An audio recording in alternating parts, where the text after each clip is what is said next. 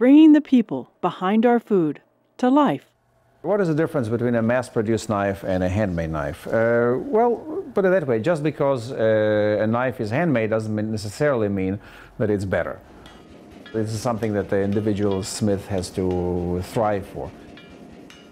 This is a Japanese-style vegetable slicer, and this one I sell for $185, which for a handmade knife, is I think fairly decent. It's made from high carbon tool steel. It's a single piece of steel. The back of this knife is soft. That's how it's heat treated, and the cutting edge is hard. So this is how I solve my problem of having a knife that's both hard and flexible. As you can see, the forge marks are left here on the top of the knife, and only the edge is polished. And this is a single bevel knife. If you can reverse it, you'll see that it's completely polished on this side. So it's right handle, single bevel, Japanese style vegetable slicer. Next knife is this one. This is a largish meat and fish knife, very much like what I forged today.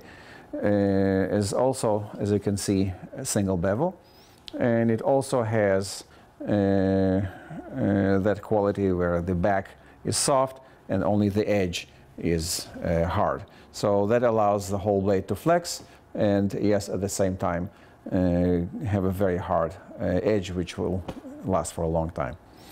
Next one, we have a largish cleaver.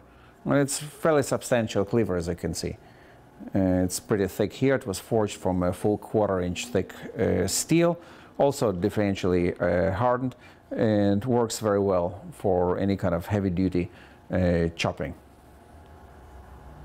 Last but not least, this is a little knife that I make, and it's a single piece of steel. It's a solid piece of steel.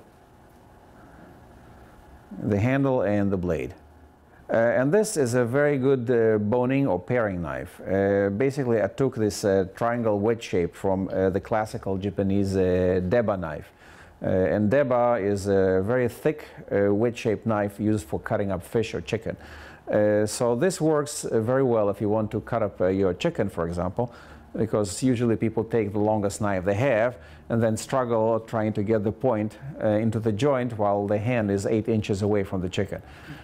So this works really well for little pesky jobs like this, because it's very short, you have very good control, you get right there in the joint and cut it up. Same goes if you have a trout, for example, you can gut it, cut the fins off, remove the head, or if you want to keep the head, just the gills. A lot of jobs in the kitchen require small but very sharp and very sturdy knives. So you can look at this knife, it's pretty thick. It's forged from 3/4-inch steel. So again, very sturdy, and this is what I call a 3-finger knife. You put 3 fingers like this and you grab the blade with these 2 things, and you have perfect control over whatever you're doing. At the same time, the blade is so thick you can put it down on something substantial and lean on it, and it will go through. Like the knives that I make, for example, or knives that some other people make as well. These are the knives that you will reach for naturally, and this is the knives that your kids will be using. Because they will just perform and perform and perform, and they will feel good. And the same applies for a railing, or a chair, or a balcony that somebody else makes. So I think this is the probably the biggest potential for the smiths, is to be recognized as a valid way of making stuff. That's it. Lots of chocolate chips.